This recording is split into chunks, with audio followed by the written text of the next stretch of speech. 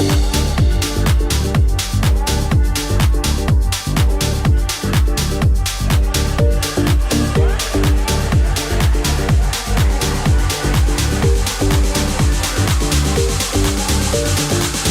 feeling.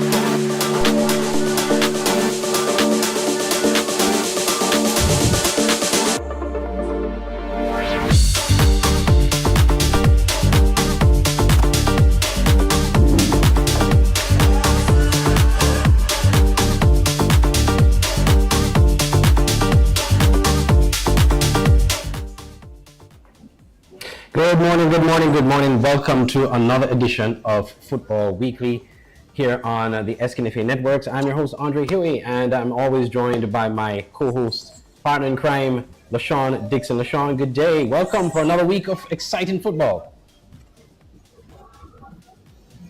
LaShawn? Yes, sir, thanks for having me. Thanks for all right. The invitation again. Thanks for giving me this opportunity to speak on local football once again. Right. It's a pleasure to have you as always, and we certainly hope that we have a really good discussion today because so much going on. We have quite a few things to talk about. Of course, match week 8, which ended last week. We saw Old Road still at the top of the table, still shining bright, as ever, still unbeaten in the league. So we're waiting to see what will happen this weekend. They have a pretty interesting matchup this weekend. We'll talk about that as well. So we're going to be previewing the games coming up. But as always, we take some time to review the matches of the past match week. So match week 8 ended on Sunday, and here are the highlights. We're going to present you the highlights from match week 8 as we get ourselves started off here on this week's edition, episode 4 of SKN Football Weekly. Nijon Brown, and that's going to be goal. Opening goal for MFCR Old Road Jet down the left side, putting it into an area, and this one is in the back of the net. It's going to be an own goal by Sean Mark. Finding their feet now, Old Road. Shot on target. No, it's past Nisbet. Brown spreads it wide. Turn sliding in. Brown. Jardel Isaac finally gets his goal this evening. He has worked his legs off, hustled a lot this evening, but got a beautiful through ball. Bazi to Stevens, and it's in the back of the net. Struck past Constant this time. The placement was too good for him. He was diving for all his worth.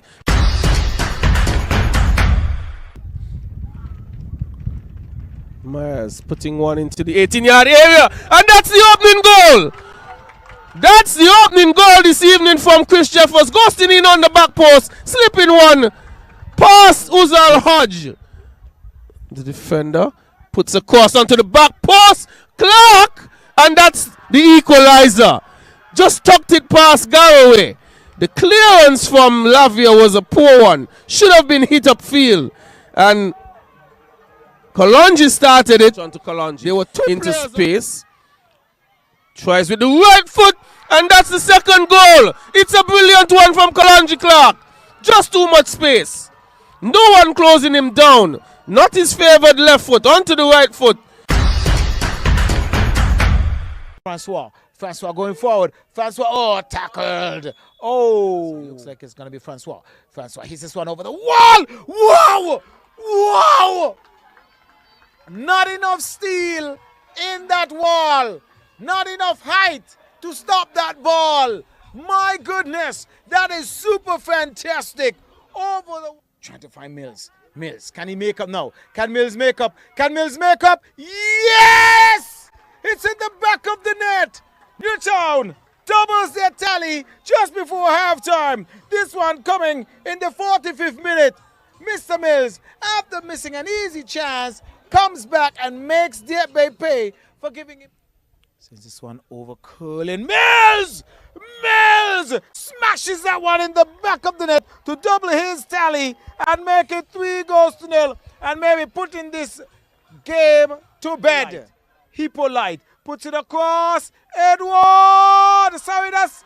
Oh my goodness, that makes it 4 for sure for Newtown. Oh, look at the celebration! Oh my goodness, his second of the day. He opened the scoring for Newtown. Looking to swing that one over, that one deflecting. It's a handball there by Raheem Francis, and the referee blows it and points to the penalty spot. Whistle goes. Mitchum steps up and Mitchum slots it into the back of the net. Keon goes up 1-0 here in the 51st minute of play. Played into the area. Joseph Wilkes heading that one into the back of the net.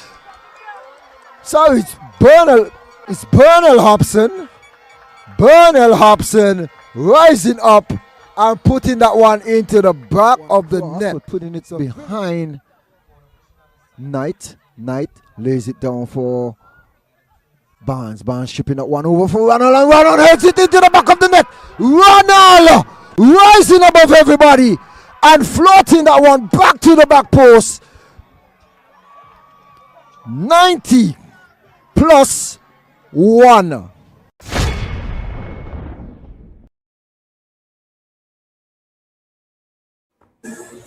All right, so there you have it there. Match week 8. Very exciting games, very exciting results. And we see MSCR Old Road United Jets at the top of the table. We're going to look at the table a bit later. But LaShawn, let's start with the preview of the games coming up. We have some really exciting games coming up at the National Bank Group Technical Center in St. Peter. So here, the first match of the weekend, we see Connery FC, Sol Island Auto Supplies Connery FC. They will be taking on the defending champions, SL Horses St. Paul's United at 4 p.m. And that's on the 31st. That's tomorrow at the Technical Center. That is followed closely by at 6 p.m. with Newtown, Hunter Newtown United on a really hot momentum right now. They're really playing well. They're in second place just behind Old Road. They'll be taking on St. Kitts Concrete Masters Sandy Point FC. That starts at 6 p.m. And then the final match on Saturday, we'll see Village Superstars versus St. Peter's FC. That's Rams Village Superstars versus Development Bank St. Peter's FC. That match at 8 p.m. Quickly looking at Sunday's games, we have Diep Bay Eagles, TGE Diep Bay Eagles. They will be playing Tropical Blossom Hot Spring Bath United. Both teams desperately in need of points. We'll talk more about that later. And the league leaders, MSCR Old Road United Jets, will play Keon Rockets. And that's at 6 p.m., the final match of the weekend. All right, LaShawn, let's look at the games at this time that are upcoming. And let's start with the first match of the weekend, and that is Sol Island Auto Supplies Connery FC versus St. Paul's, SL Horse at St. Paul's United. Now, let's start with St. Paul's. They certainly had a rough start to the season. Of course, we talk about the points deductions. They're finally on the board. They now have 6 points. And they've won back-to-back games for the first time this season. We spoke to Jamal Jeffers. We'll share a little bit of that interview later on in the program. But he essentially said, look, we've got our players back and we should be able to do well. Your thoughts on St. Paul's ahead of this game? Well, they'll be definitely looking to make it 3 in a row. They have, as I said, they got the first points 2 weeks ago. They followed that up last week.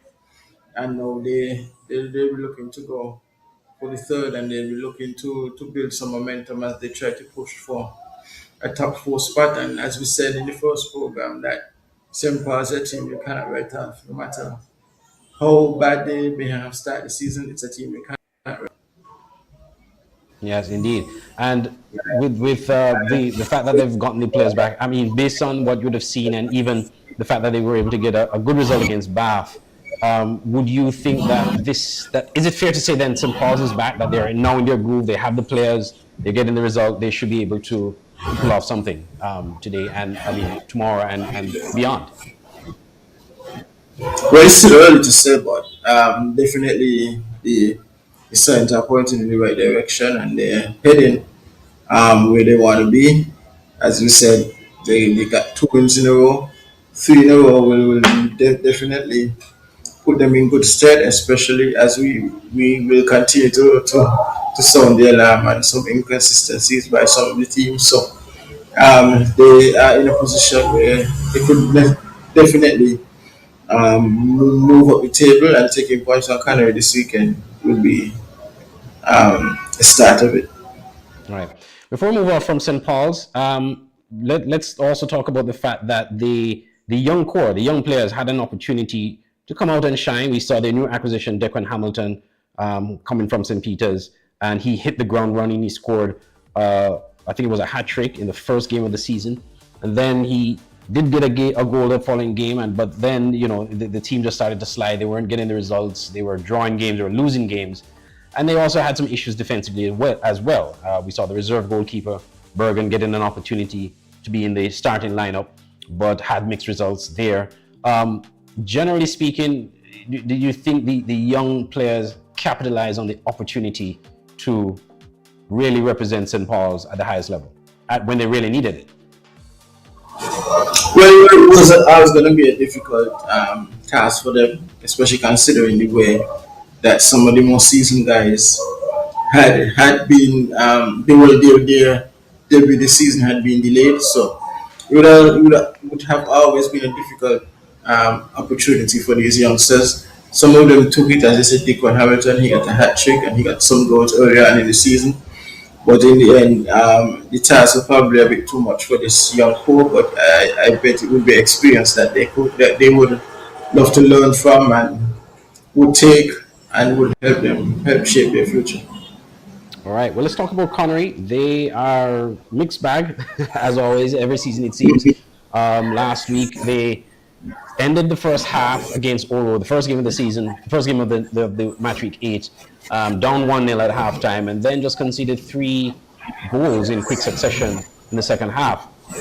Connery, is this the match they want to be playing right now? Are they hoping to probably play maybe a little easier team, or do you think they can fare well against St. Paul's? Well, it would just the point that we and Shane were making last week, that Connery won one of the more inconsistent teams, along with St. Peter's and Kean, and maybe even round to the superstars into that now, where they look good one week and then the next week they lose 4-0 to Old Road. Another week they'll beat somebody. So it's something that they definitely will have to look to. This is a game where they could, a winning this game could definitely set St. Paul's back. And if I remember something right, this is the final game of what we call the first round. So that's correct. It it's an opportunity for them to try and set St. Paul's further back, considering all the issues. But as we said in the past, it's Connery has been one of the hot and cold side, so we don't know which one we're gonna get tomorrow. What would you say is the reason for this? Because they've sort of refreshed the lineup this season. They've had some fresh faces. They still have the stalwart players though. You talk about the Manasseh Howes. You talk about Errol Lockley, who has bailed them out quite a bit this season. But what is it about Connery that doesn't seem to get them over the line? As I said, they have the same faces, a lot of the same faces that they depend on to get them over the line. And the question you'll have to ask, how much times you'll have to go back to the Manasseh Howe and Errol Lockley well? How much more water is left in that well? How much more times as the time goes on, these guys get older? The young Fry, he has been a revelation for them for the past few years. Jay Duncan, he has been good for them as well, but they still have a dependency.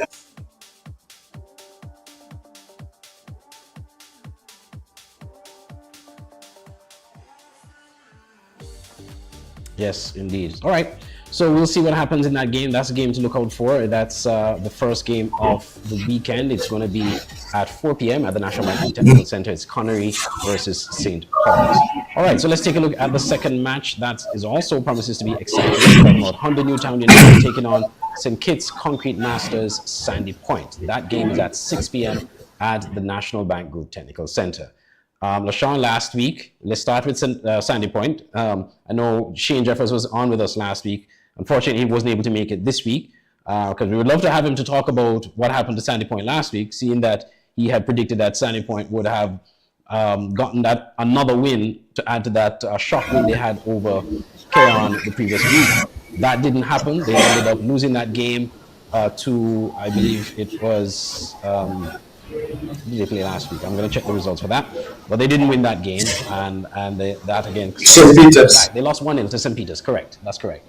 Now they're facing a tough challenge, Honda Newtown United. How well do you think Sandy Point will fare? Because Newtown is no joke this season. Yeah, and Newtown will pose one of the biggest challenges this season for Sandy Point. But as we've said, defensively they have looked very, very solid this season, and hopefully they could take that forward into this game. Going forward still remains a concern, and as we said last week, one goal was enough from St. Peters to defeat them. So hopefully, let's see where Sandy Point is. Let's see if Sandy Point can find some goals or somewhere and try and stop this, and try and see if their defense could stop this onslaught that Newtown has been putting on some of the better teams in the league. Right. They have the saying that forward win games or attack win games, but defense win championships. I'm not saying in this case that we're saying that Sandy Point will win the league, but how can they turn their defense into stronger attack, so to speak, so they could get better results in the league? Well, that would have to be done through transitions, being defensively solid and then break on transitions and to get at teams when they put men forward. But Sandy Point has not been able to do that thus far this season, at least not at a consistent level where they could really mount a challenge. But hopefully they could put it together and find a way to create opportunities for scoring from the sound defensive attributes that they've displayed this season. Yeah. So that game is at 6. But let's talk about Newtown. Newtown, certainly, they're one of the teams. It's actually the opposite with Newtown, because we see Sandy Point having a strong defense, but a weak attack. Newtown having a strong attack, but a weak defense. But they have been getting good results. They have been getting the results that are needed, the 3 points that are needed, which I've seen them now second in the table. Yeah, and they're one of the leading goal scorers in the league, rightfully, as you said. Defensively, at the start of the season, yes, it was a bit shaky, but as the season has gone along, it has improved. They continue to get the results, which is the most important thing in football. They look probably other than Old Road, they're the most inconsistent team. They're the most consistent team rather in the league. They look worlds away from the team that was in the first division last year. And if you told anyone who didn't know that they were a team, that newly promoted team, I don't know if they will believe, because we've seen time and time again new teams come into the league and struggle to stay up. So for Newtown to be in second position and one of the leading goal scorers in the competition is definitely a treasure to behold. Yeah. You know, one of the things I've always said about Newtown, and I think Newtown fans, almost every Newtown fan I know is a fan of Manchester United. And when Manchester United do poorly, Newtown does poorly. Now we see Manchester United in the English Premier League having a resurgence, and somehow at the same time Newtown is having a resurgence as well. I don't know what the connection is, but it's a very interesting observation. United, I guess. Yeah, I guess. But I will also say this about Newtown, that I think a lot of credit goes to your coach, Pepe. He's a very experienced and knowledgeable football brain in St. Kitts and Nevis, having played for the national team, you know, being a legend of the sport here in St. Kitts and Nevis. So for him to go over to the other side of town and to take a team that just got promoted in Newtown and to have them performing at the level they're performing is absolutely exceptional, and he deserves a lot of credit. Yeah, he most definitely does. And as we said, in the past, you've seen teams when they're newly promoted struggle to stay in the league. But we see this Newtown team sitting pretty in second, and taking advantage of the inconsistencies of many other teams. And as I said, Coach Pepe Isaac, a very experienced football coach, a very experienced footballer from another part of Marseille, yes, with a team that has been a big rival. Yeah, a big rival. Yes, exactly. Big rival, but taking Newtown to a level that they haven't seen, the fans have not seen for a very long time. Something to be commended, to be commended of, to be commended of. Yeah. Well, I will also say this too about Newtown, and maybe we spoke about their defensive woes. We've seen it almost every week. They score more goals than they concede, which is probably what is keeping them, you know, getting the results. What will it take for Newtown to minimize those defensive errors and, you know, short their defense and make sure that they hardly have any weak links? Because as it stands right now, that's the only weak link they really have. Yeah, and I guess it's just continue training, working on the defensive patterns, understanding when they're up, how to manage the game, take control of the game. As you said, they continue to score goals, so it's not necessarily, it hasn't been exposed. That hasn't been exposed for some time because of the scoring prowess. But as time goes on, they may need to improve defensively as they play better teams. That teams get more in the groove. So it's just up for them to find what works for them defensively. All right, so that game is at 6 p.m. It's Newtown versus Sandy Point at 6 p.m. at the National Bank Group Technical Center. All right, so let's look at the other game. The other game that's coming up on Saturday. That's the last game of the night at 8 p.m. And it's one that promises to be exciting and one that fans can look forward to. It is Village Superstars, Rams Village Superstars versus St. Peter's FC. Now, LaShawn, this is going to be a very important game for both these teams. Village lost their game on their second game of the season on Sunday, a game which they expected to get something out of the game. If it wasn't a win, at least a draw. Keon was actually reeling from back-to-back bad results, and somehow Keon pulled off a big win, a 2-1 win over Village on Sunday night. How important are these 3 points to both these teams? Because St. Peter's, they've gotten a win last week, a 1-0 win against Sandy Point. That was a welcome one. But Village is a tough team as well. It's a team that anything can happen. So both teams need points, but both teams are faced with tough competition. How are they going to get through this one? Let's start with Village. Well, since since the football started in January, it hasn't been a great time for Rams Superstars. They had two 1-1 draws and a defeat to Cairn last week. So it's something they'll definitely need to inquire about what has gone wrong since the turn of the year and what they need to improve on. They they usually, as we've been saying, they usually one of the top teams in the league for the past 3 years. They have won a championship recently, at least 3 years ago. I know that was maybe 4. Mm-hmm. They won the championship. They were the last team to defeat St. Paul's in the Premier Division championship. So it's something that they will definitely be wary of, that they need to string some results together. And I think this weekend against St. Peter's is the time they may need to start that. Yeah. One of the things with Village, and I think we can all agree on this, is that they're a very resilient team. They know how to get back to winning ways and try to get themselves back in the season. And I think at the start of the season, they, like St. Paul's, also having suspensions to deal with, were a bit short-handed.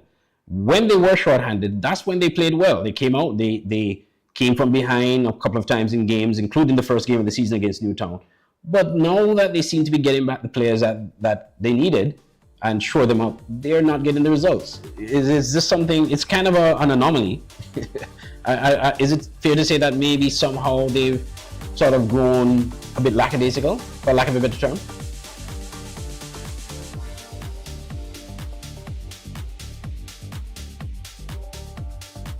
In sport, they call this addition by subtraction, where they galvanize when you're under duress and come out with the results. But now you get back those additions. It hasn't been easy for them, and hopefully we know the talent that these players possess. We know how good this Vancouver Superstars team can be, and the team you cannot write off. Just like St. Paul's, a team that you just can't write off. Yeah, a team with a lot of experience, so they know how to win, they know how to get results. Indeed. All right, so quickly now, let's take a look at St. Peter's, because as we said, they are essentially not performing or consistent on a consistent basis, getting the kind of results that they need to get. St. Peter's also are very desperate need of these points. So how do they find a way to get past Village, especially seeing that Village is just as desperate to get points? They come out a bit strong this weekend. Well, they will be buoyed by the fact that they got the 2 points against Sandy Point last week. Although it wasn't necessarily the most convincing. All that matters in the end is that they got the points, they kept a clean sheet. So moving forward, I guess they will want to build on that. They're at a slight advantage to most teams in the league because the games are played in their community. Not necessarily, even though it's not their home ground, they are played in their community, so they have a larger support. Home court advantage, you mean? Yeah, than most teams, because the travel is not as long as let's say for others, so they would want to use that as much as they can. Any little advantage would help, but St. Peter's, as we've been saying, they're one of the most inconsistent teams in the league. We've put 3 teams in that category: Cairn, St. Peter's, and Canary. Possibly Vancouver Superstars. Their opponents, you can add them to that category, but St. Peter's for sure would want to correct that. Remember, just 2 seasons ago, they topped the table. They topped the table. Went to the final. I went to the finals. Yes, last season they missed out on a playoff spot, and they will definitely want to correct that come this season. And so far this season, it hasn't gone their way consistently. Yeah. Well, there's one observation that I've made, or sometimes just talking to their coach, their coach, Deco Huggins, is the issue of training. Training seems to be an issue for some of the teams. Quite a number of the coaches are having difficulty getting their players to come out and train consistently, and it reflects in the results.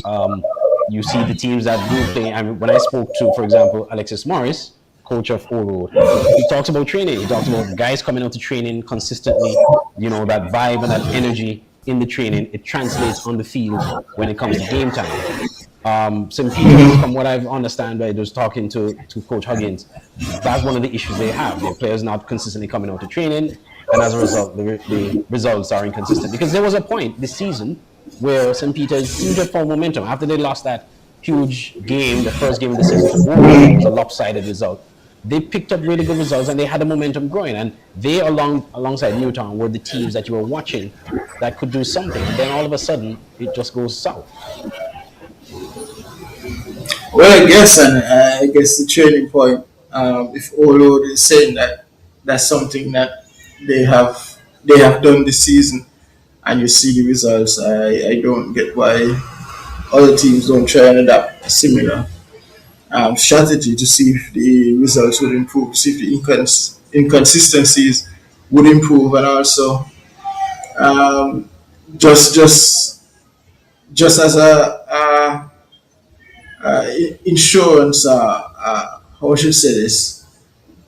Insurance policy? Well, basically, yeah, just as to ensure that you're in the best position to perform, that you turn up for training. Granted that players also have, we know it's an amateur league and players also have commitments to jobs and what's not. So it may not be as easy now as it was in the past. So that's something we also have to consider. But if all are saying that this is what has changed them and changed them for the better, hopefully other teams will see this and see their performances and use it to inspire them to become better. Yes, indeed. So that game is at 8 p.m. Again, it's Brownsville Superstars versus Development Bank St. Peters at 8 p.m. at the National Bank Group Technical Center. All right, we're going to take a quick break, and that break will allow us to review the matches played in the SKNFA Under 13 League. We'll also look at some of the results in the Division 1 League as well, because we have that. We'll share that with you as well. So right now, we'll take a break. We'll take a look at the SKNFA Under 13 Boys League, which started back a couple of weeks ago. We have some results and some interviews, which we're going to share with you at this time as we break and come right back.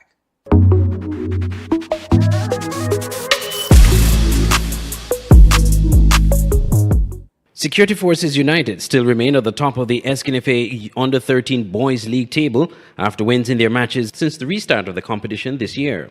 The league leaders defeated Dream Chasers Saddlers United 4-1 on January 17th and followed that up with a crushing 10-1 victory over Village Superstars at the Boys Playing Field on Saturday, January 24th. Also in Boys on January 24th, Sandy Point FC dismissed Trinity Challengers United 7-0. After that match, the coach of the Sandy Point Under-13 team, Ronald Medellin, said the team performed well, which is reflected in the result. Yeah, I believe we have a good game, but we could be better. The thing is, the team started the game badly. They was a little shy. They was doing what they want, not what we were asking them to do. And we talked with them about the second half. We had a better second half, and I think it was a good game, but we have a lot of players missing. Meanwhile, Kelvion Bell, a player with the Trinity Challengers United team, explained why his team suffered this big defeat. For kickoff, Alagado, he'll keep possession and keep passing the ball, keep playing it up and gain the other team, the opponents. In other results, on January 24th, Keon Rockets defeated Molyneux FC 6-2. St. Paul's United got the better of Dream Chasers Sandlers United 2-1. St. Peter's FC defeated Newtown United 2-1. Connery Fireball International and Bath United came to a 1-1 draw. And matches played between January the 17th and the 20th saw Newtown United defeating Trinity Challengers 4-0. St. Peter's losing 6-1 to Connery Fireball International. St. Paul's United winning by default over Sandy Point, who failed to show up for their match. Bath United lost to Keon Rockets 2-1, and Molyneux FC defeating Village Superstars 2-0. Action in the SKNFA Boys League Under 13 continues this coming Saturday.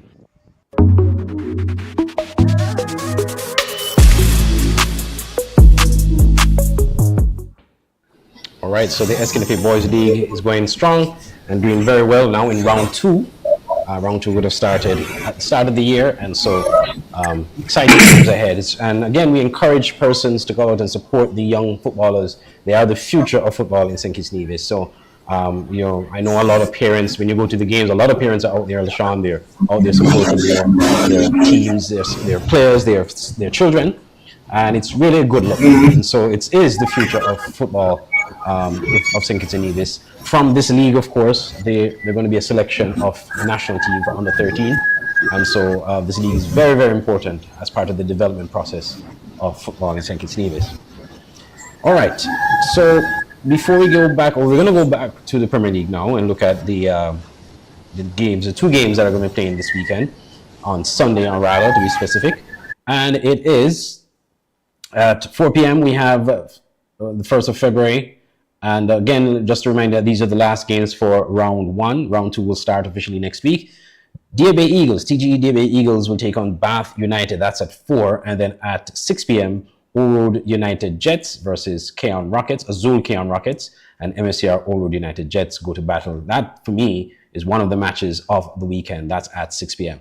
Let's start with Deer Bay, LaShawn. Some good news, of course, and this news broke after our show last week. But Old Road would have had 5 players, Deer Bay, I beg your pardon, would have had 5 players chosen to play in Poland. Some of them are going to be at academies, professional academies in Poland. And actually was supposed to be 6, but one of the players was unable to secure the funding to be able to make the trip to Poland. But 5 of them left on Monday, which is a really great look. Now, this came from a football a camp, for lack of a better word. It was actually some friendly games that were played between DFB and some teams from the UK. They made a UK trip late last year, and from that trip, scouts were there and scouted these players. And I understand there's actually more than 6 players that were that piqued the interest of these scouts, but only these 5 have left so far. We need to speak about that before we even talk about DFB this weekend, because I think it's a remarkable accomplishment when an amateur club like DFB can afford those opportunities to their players.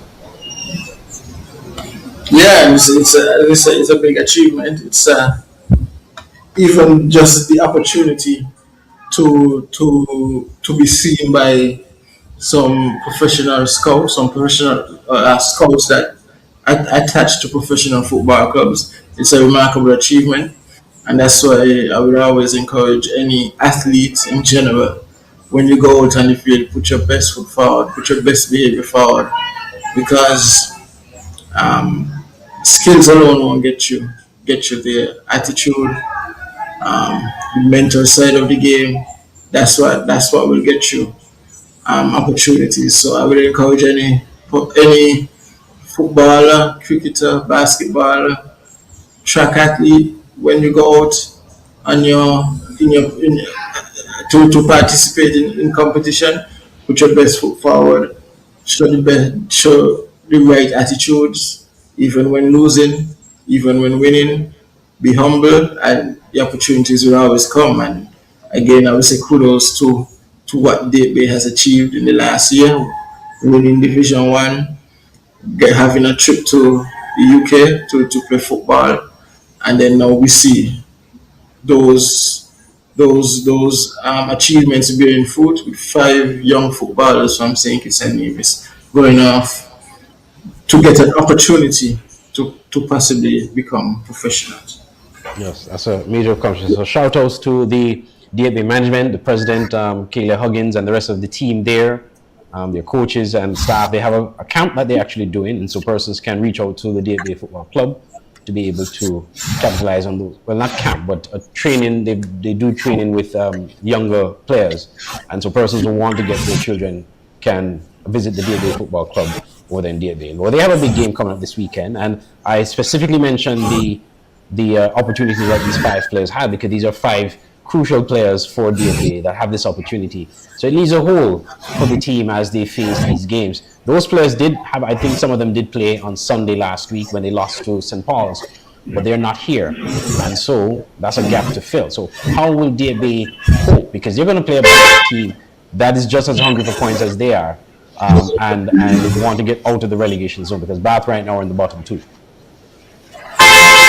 Yeah, it's a big game for both sides, as you said, and they have they're missing five of the top players, so it will be even more difficult for them.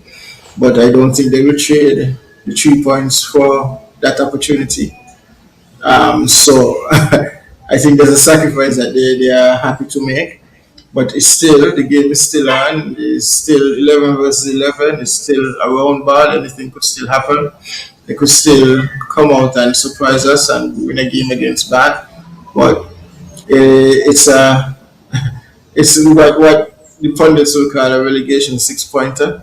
It's a big game for both teams. A win here could open up the gap for Bath. If they manages to win, it could close the gap between them and the rest of the league.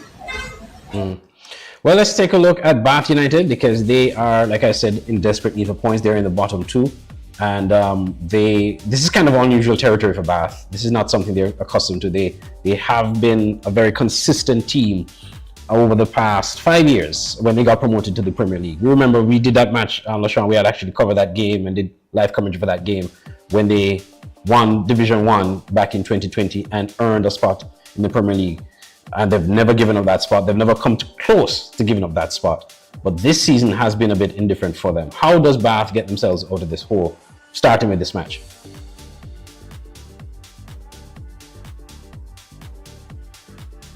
Separation between them and David by winning this game. And secondly, they have to find a way to pull in someone else, whether it's Sandy Point or any one of the teams above them. They would have to find a way to move themselves out of the relegation zone. And as we said, they were one of the teams that had a very bright future. But in recent years, last year, they regressed somewhat. And then this year, the regression continued. So they'll have to correct it. They'll have to find a way to get back on the trajectory they had prior to the last 2 seasons, where they were one of the up-and-coming teams in the league that were pushing for a playoff spot. So we'll have to find a way to correct it. Yeah. In the interview I had with Alex Claxton, the coach, he basically said, with the game that they lost on Saturday to St. Paul's, that they had opportunities, they just didn't capitalize on them, and they just, the ball just didn't fall in their favor, basically. And that these things happen. He took it, quite philosophically. But one thing we can always say with Bath is that their players come out, they show up to training, and Mr. Claxton is a very strict disciplinarian when it comes to making sure that you follow orders and rules. So they have the experience. Bath fans are probably not too worried. They believe that they will work their way out of the bottom two. And by the way, these are the 2 bottom 2 teams that we will play this weekend. So the winner of this match, if you do have a winner, will certainly put themselves in a position to get out of the bottom 2. And of course, depending on the other results in the other matches. And then finally, we have MSCR Oro United Jets, the league leaders, taking on Keon Rockets. Now, Keon got those points that they needed last week. They needed to get those points because they had back-to-back losses at the start of the year. And they won it in a really dramatic fashion. A really good goal, last-minute goal. Basically, you could say it was in stoppage time by Ronald Williams. A thumping header to give Keon the edge and to win that match over Village. Big result considering that Village is a team that is a contender for the title, and they were able to get the better of them. Can Keon repeat the heroics of last week, coming up against a red hot, or should I say blue hot, because they were blue, Road, the league leaders, yet to lose a game? Yeah, and it goes back to the question, consistency of Keon, losing to Newtown and Sandy Point. Probably 2 fixtures they would have moved in 3 points for at the start of the season. Losing those 2 games quite convincingly as well, conceding those 2 games, and then coming back to beat Ramsville Superstars. It's quite funny to see sometimes how football goes. But hey, they won the game against Ramsville Superstars, taking the lead. Rams Elizabeth as equalizing. It looked like it was going for a draw for a very long time. And then later on, header from Ronald Williams to give Keon the 3 points. But it's whether they can follow it up or whether they go back to the old ways of the inconsistent performances. But hey, although it's not a easy pushover, it won't be an easy game for Keon. So let's see what they come with this weekend. Right. And for Old Road, they are red hot. They are certainly an unstoppable team this season so far. I mean, this is the last game of round 1. They haven't lost a game yet. If they were to win this, they would essentially have gone through round 1, not losing a single match. And I know we talked about training, and that training played a role based on what the coach would have told us. That training played a role in them having this consistency. But what else do you think is the reason for Old Road's consistency, and what can continue? How do you think they can continue that this weekend? Because again, Keon, I know they're unpredictable. They would want to try to capitalize on that win they got last week. I don't think Keon wants to lose another match, to be 3 matches, losing 3 matches in 4. I don't think they would want that. So what would Old Road need to do? Well, and you asked what has been the reason behind their consistency. And I guess for in some aspects, it's the coming of age. Old Road has always been seen in recent years as a team of youngsters who has the potential, and I guess now they are actually fulfilling their full potential of actually performing in the league. They are perfect through 8 games. This will be the 9th, and they have yet to lose a even draw game. And as you see, they're scoring goals. They're not conceding much. They have won in very varying fashions. They have won scrappy games. They have won in blowouts. They have thrashed teams, and they have showcased that they have different ways in which they could win. So for them, it's a good sight to see. They're young. They'll be very difficult. I know a lot of people believe that it's just a first round thing and that they will fall off. They'll definitely, I don't think they'll finish the league perfect. I don't think they'll finish 2 rounds perfect. But they have set themselves up for a deep run in the competition this year. Yeah, I remember Shane saying last week that they have a reputation of being first round bullies. So they would have to prove Shane wrong that they're not first round bullies, that they can actually go through a whole season, with consistent results. Before we even stop talking about Old Road and move on, we need to talk about Tikwani. He just keeps adding to his tally every single week. When he stops scoring, this is probably the best season we've seen from Tikwani. He had a similar season like this a few seasons back, where he set the goal of winning the Golden Boot, and he did that. But right now, he's miles apart from any player right now in the league. Yeah, and I've seen a few of Old Road games this year. He could have had a few more goals as well, but it's as they often say, finishing, scoring goals is a mentality. Wanting to score goals is a mentality, and he has that mentality of wanting to be on the score sheet, wanting to win the Golden Boot. While it might sound selfish, it has helped his team be successful thus far. So hopefully he can carry that form not only for Old Road but also for the national team and further. All right, so that game is at 6 p.m. It's Old Road versus Keon, which in my opinion is one of the big games of the weekend. So we certainly look forward to that. All right, before we end the show, we have about 7 minutes. We want to quickly look at Division 1. We have the Division 1 table, so let's bring that up so that we can see where we are in the league. So here we go. At the top of the table, it is Trinity Challengers United with 19 points. They are followed closely by Skelett Garden Hotspurs with 18 points. Lodge Patriots, 607 Construction Lodge Patriots on 15 points in 3rd place. So we see a very tight run there in the race so far for Division 1, which is still in round 1. Village Galaxy, they're in 4th with 11 points. They got a huge win last week against Garden Hotspurs.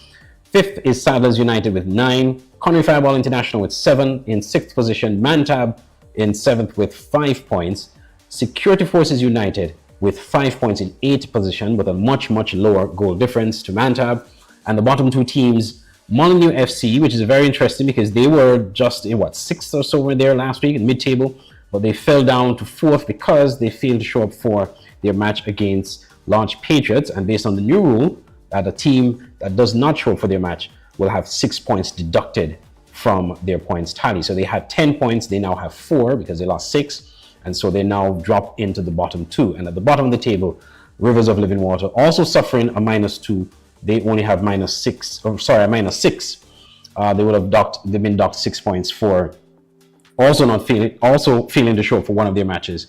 And so they also are at the bottom of the table as a result of that, -6 points. LaShawn, Division 1 is interesting because we see a team like Trinity Challenge. We spoke about them at length last week. A team that out of left field is now poised. It's still early days and it's way early because we still have another round to go, but they are certainly putting themselves in a position where they can qualify or get promoted to the Premier League and possibly win Division 1. We spoke about that last week. They had fallen down to number 2 because Spurs had an unbeaten record until they slipped up against Village Galaxy, CBC Village Galaxy last week. And so as a result of that, Trinity Challengers are back at the top of the table. Do you see them holding on to that position for the remainder of round 1 at least? They have 2 more games to go for round 1 to end. Or maybe can they go all the way and win this thing? Yeah, they definitely have started the season very well.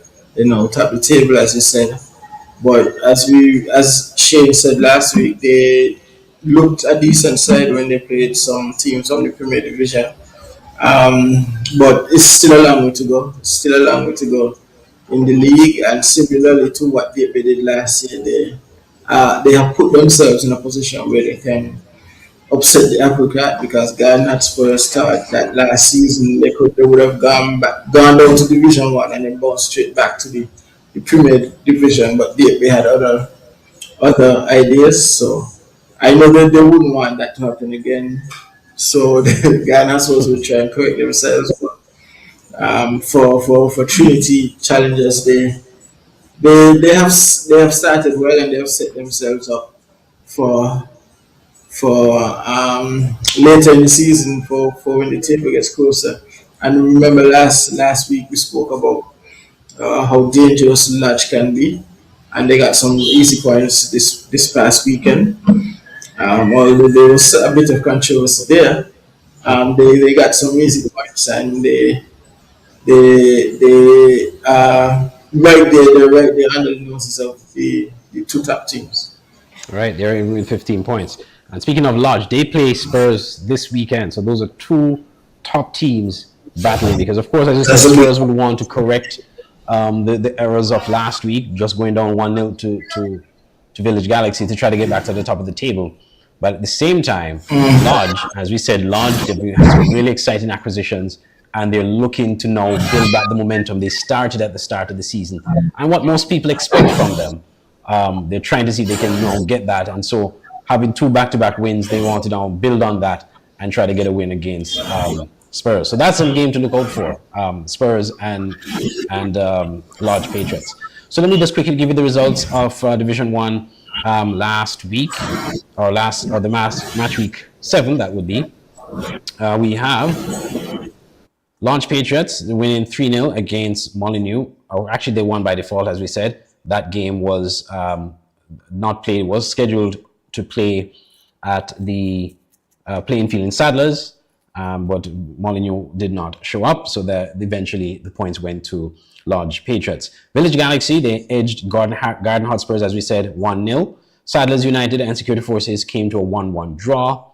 And earlier on, we had Trinity Challengers last Thursday. They defeated Mantab 2-1, and Village and Conwy Fireball International edging Rivers of Living Water 1-0. And so some exciting games coming up for match week 8 in the Division 1, SKNFA Division 1. LaShawn, before we go, any final words on Premier League and Division 1? Of course, not forgetting the Boys League, which we'll be playing on Saturday as well. just to say to the public, come on out and support football at all levels, whether it's the under 13s, the Premier Division, Division 1. Just come on out and support young people doing good things for their community. All right. And on that note, we end this week's edition of SKN Football Week. We want to thank those who have been watching, been quiet, haven't said anything online or anything of that. We still appreciate you viewing. We did get some good feedback from some viewers. So we want to thank you so much for watching SKN Football Weekend. Of course, we'll add more things as we go along. We're in just episode 4, so we have a lot more to add. And hopefully we can also get some officials on as well, not just the pundits, but also persons who are around the game, talk about other aspects of the game here in St. Kitts and Nevis. And so we look forward to bringing that to you. I'm Andre Huey. Thank you, LaShawn, once again for being my co-host for today. And next week we'll be back with you, same time, same place for another edition of SKN Football Week. Go out, support the teams. If you're overseas, you're unable to be here, of course, to see the games, you can watch the Premier League matches on FIFA Plus. Thank you so much again. I'm Andre Huey. And stay tuned to the SKNFA networks. There's more updates coming your way.